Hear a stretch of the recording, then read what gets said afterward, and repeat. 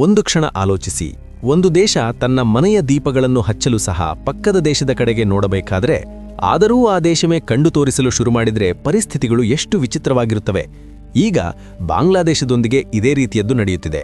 ಹೊರಗಿನಿಂದ ನೋಡಿದರೆ ಇದು ಕೇವಲ ಒಂದು ರಾಜಕೀಯ ಸಂಕಷ್ಟವಾಗಿ ಕಾಣಬಹುದು, ಆದರೆ ಒಳಗಿನ ಸತ್ಯ ಅದಕ್ಕಿಂತ ಬಹಳ ಆಳವಾದದ್ದು, ಭಯಾನಕವಾದದ್ದು. ಕಳೆದ ಕೆಲವು ದಿನಗಳಲ್ಲಿ ನಡೆದ ಘಟನೆಗಳು ದಕ್ಷಿಣ ಏಷ್ಯಾ ರಾಜಕೀಯಗಳನ್ನು ಕದಡಿವೆ. ಶೇಖ್ ಹಸೀನಾ ಭಾರತಕ್ಕೆ ಬಂದು ಈಗ 1.5 ವರ್ಷಕ್ಕಿಂತ ಹೆಚ್ಚು ಕಾಲವಾಗಿದೆ. ಪ್ರತಿದಿನ ಕಳೆದಂತೆ ಆಕೆ ಭಾರತದಲ್ಲಿ ಇರುವುದರ ಬಗ್ಗೆ ಪ್ರಶ್ನೆಗಳು ಹೆಚ್ಚುತ್ತಿವೆ. ಪ್ರಶ್ನೆ ಕೇವಲ ಆಕೆ ಭಾರತದಲ್ಲಿ ಏಕೆ ಇರುವರು ಎಂಬುದು ಮಾತ್ರವಲ್ಲ, ಪ್ರಶ್ನೆ ಬಾಂಗ್ಲಾದೇಶ ಯಾವ ಕಡೆಗೆ ಹೋಗುತ್ತಿದೆ ಎಂಬುದು. ಈ ಒಟ್ಟಾರೆ ಘಟನೆಯನ್ನು ವಿವರವಾಗಿ ಅರ್ಥ ಮಾಡಿಕೊಳ್ಳೋಣ.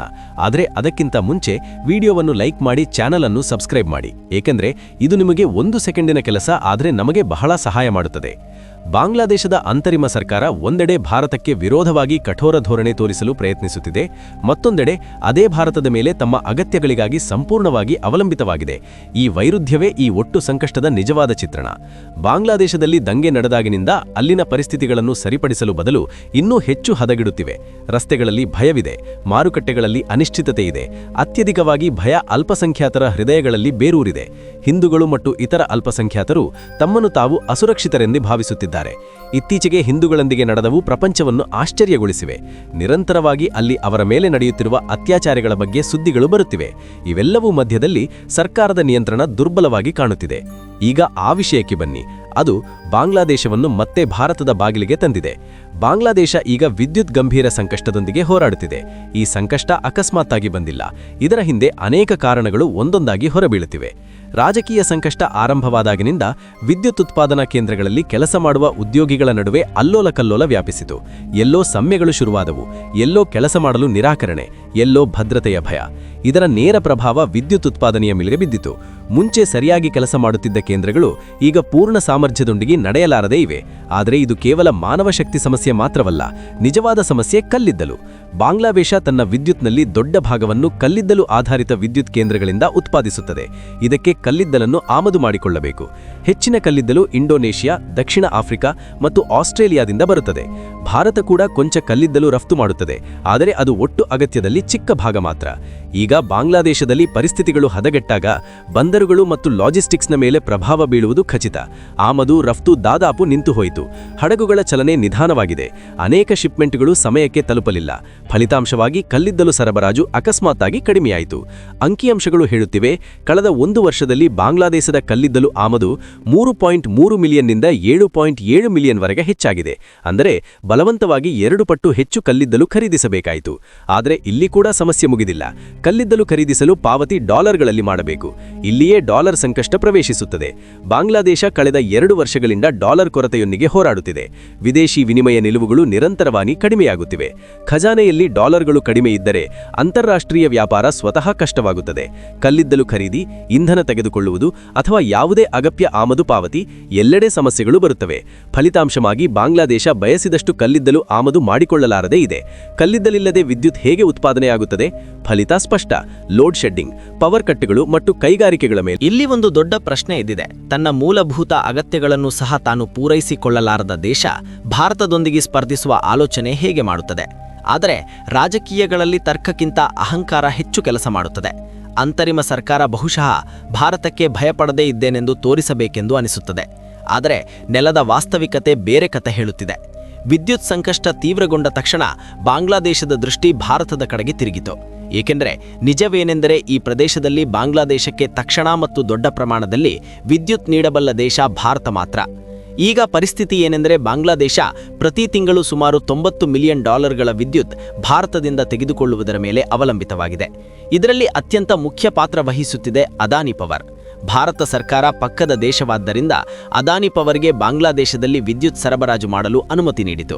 ಇದು ಹೊಸ ಸಂಬಂಧವಲ್ಲ. ಇದಕ್ಕಿಂತ ಮುಂಚೆಯೂ ಅದಾನಿ ಪವರ್ ಮತ್ತು ಬಾಂಗ್ಲಾದೇಶ ಪವರ್ ಡೆವಲಪ್ಮೆಂಟ್ ಬೋರ್ಡ್ ನಡುವೆ ದೊಡ್ಡ ಒಡಂಬಡಿಕೆ ನಡೆದಿತ್ತು. ಆದರೆ ಇತ್ತೀಚೆಗೆ ಬಾಂಗ್ಲಾದೇಶ ಅದನ್ನೂ ಸಹ ಭ್ರಷ್ಟಾಚಾರ ಎಂದು ಕರೆದಿತು. ಜಾರ್ಖಂಡ್ನಲ್ಲಿ ನಿರ್ಮಿಸಿದ ವಿದ್ಯುತ್ ಉತ್ಪಾದನಾ ಕೇಂದ್ರದಿಂದ 10,496 ಮೆಗಾವ್ಯಾಟ್ಗಳ ವಿದ್ಯುತ್ ಸರಬರಾಜು ಮಾಡಲು 25 ವರ್ಷಗಳ ಒಡಂಬಡಿಕೆ ಮಾಡಿದರು. ಇದು ಭಾರತದಲ್ಲಿ ಮೊದಲ ಅಂತಾರಾಷ್ಟ್ರೀಯ ವಿದ್ಯುತ್ ಪ್ರಾಜೆಕ್ಟ್. ಇದರಲ್ಲಿ ಉತ್ಪಾದಿತವಾದ 100% ವಿದ್ಯುತ್ ಮತ್ತೊಂದು ದೇಶಕ್ಕೆ ಕಳುಹಿಸಲ್ಪಡುತ್ತದೆ. ಆದರೆ ಬಾಂಗ್ಲಾದೇಶಕ್ಕೆ ಈ ಉಪಕಾರ ಕೂಡ ಜೀರ್ಣವಾಗಲಿಲ್ಲ. ಜೂನ್ 2023ರಿಂದ ಈ ಪ್ರಾಜೆಕ್ಟ್ ಆರಂಭವಾದಾಗಿನಿಂದ ನಿರಂತರವಾಗಿ ಬಾಂಗ್ಲಾದೇಶಕ್ಕೆ ವಿದ್ಯುತ್ ಒದಗಿಸುತ್ತಿದೆ. ಆದರೆ ಪರಿಸ್ಥಿತಿಗಳು ಇನ್ನೂ ಹದಗೆಟ್ಟಾಗ ಬಾಂಗ್ಲಾದೇಶ ಇನ್ನೂ ಹೆಚ್ಚು ವಿದ್ಯುತ್ ಬೇಕೆಂದು ಡಿಮ್ಯಾಂಡ್ ಮಾಡಿತು. ಈಗ ಹೊಸ ಅನುಮತಿ ಪ್ರಕಾರ ಸುಮಾರು 16,600 ಮೆಗಾವ್ಯಾಟ್ ವರ ವಿದ್ಯುತ್ ರಫ್ತು ಮಾಡಲಾಗುತ್ತದೆ. ಇಲ್ಲಿ ಮಾತು ಕೇವಲ ವ್ಯಾಪಾರವಲ್ಲ, ಇದು ಸಂಪೂರ್ಣವಾಗಿ ಕಾರ್ಯತಂತ್ರದ ಆಧಾರಿತ. ಭಾರತಕ್ಕೆ ತಿಳಿದಿದೆ, ಪಕ್ಕದ ದೇಶದಲ್ಲಿ ಅರಾಜಕತೆ ವ್ಯಾಪಿಸಿದರೆ ಅದರ ಪ್ರಭಾವ ಒಟ್ಟಾರೆ ಪ್ರದೇಶದ ಮೇಲೆ ಬೀಳುತ್ತದೆ. ಆದ್ದರಿಂದ ಪರಿಸ್ಥಿತಿಗಳು ಎಷ್ಟು ದಾರುಣವಾಗಿದ್ದರೂ ಭಾರತ ಜವಾಬ್ದಾರಿಯುತ ಶಕ್ತಿಯಾಗಿ ವರ್ತಿಸುತ್ತದೆ. ಇದೇ ಸಮಯದಲ್ಲಿ ಮತ್ತೊಂದು ದೊಡ್ಡ ಮತ್ತು ಸೂಕ್ಷ್ಮವಾದ ಸುದ್ದಿ ಹೊರಬಂದಿದೆ. ಬಾಂಗ್ಲಾದೇಶದಲ್ಲಿ ಹಿಂದೂಗಳು ಮತ್ತು ಇತರ ಅಲ್ಪಸಂಖ್ಯಾತರ ಮೇಲೆ ನಡೆಯುತ್ತಿರುವ ಅತ್ಯಾಚಾರಗಳು ಈಗ ಹೊಸ ರೂಪ ತಾಳುತ್ತಿವೆ. ಭಯ ಈಗ ವೈಯಕ್ತಿಕವಲ್ಲ, ಸಾಮೂಹಿಕವಾಗಿದೆ. ಅನೇಕ ಕಡೆಗಳಿಂದ ಸ್ವರಗಳು ಎದ್ದು ಬರುತ್ತಿವೆ. ಪರಿಸ್ಥಿತಿಗಳು ಇದೇ ರೀತಿ ಇದ್ದರೆ ಬಾಂಗ್ಲಾದೇಶದೊಳಗೆ ಅಲ್ಪಸಂಖ್ಯಾತರಿಗಾಗಿ ಒಂದು ಪ್ರತ್ಯೇಕ ದೇಶ ಸೃಷ್ಟಿಸಬೇಕೆಂದು. ಈ ಡಿಮ್ಯಾಂಡ್ ಕೇಳಲು ಎಕ್ಸ್ಟ್ರೀಮ್ ಆಗಿ ಅನಿಸಬಹುದು, ಆದರೆ ಇದರ ಹಿಂದಿನ ನೋವು ಮತ್ತು ಭಯವನ್ನು ಅರ್ಥಮಾಡಿಕೊಳ್ಳುವುದು ಅಗತ್ಯ.